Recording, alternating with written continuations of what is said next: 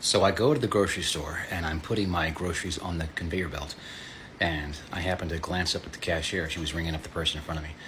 I glanced at her, and as soon as my eyes landed on her, I heard this inner voice in my head, and it said, "Ask her if she has a brother from Hawaii." And I thought, I'm not going to ask her that. Ask her if she has a brother from Hawaii.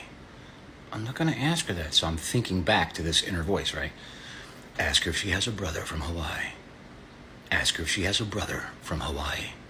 And it would not stop. It would not stop. And I wasn't going to do it. And the cashier looked at me after about 2 minutes and she goes, "Hi, how you doing today?" And I just went, "Do you have a brother from Hawaii?" And her eyes got really wide and instantly filled up with tears. And she went, "Why did you ask me that?" She looked scared to death, and that scared me. And I said, it just popped in my head. And she goes, "No, what made you ask me that?" And I said, well, I was hearing this inner voice in my head that it just kept asking me for the past 2 minutes to ask you if you had a brother from Hawaii. And she started crying, and she looked at me and she said, "My brother lived in Hawaii, and he died 5 years ago today."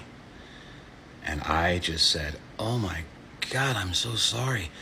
And she said, "Today's his birthday." She said he died on his birthday. And this morning, before I came to work, my mom and I got down on our hands and knees, and we prayed to God to please give us a sign today that my brother is with God.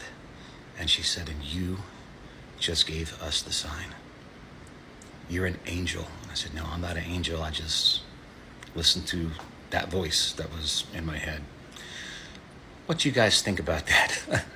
It was pretty freaky, I'm not going to lie, but I have a lot of stories to share, and I'm nervous doing it, but who cares? It's true. Bye. Love you, everybody. Bye.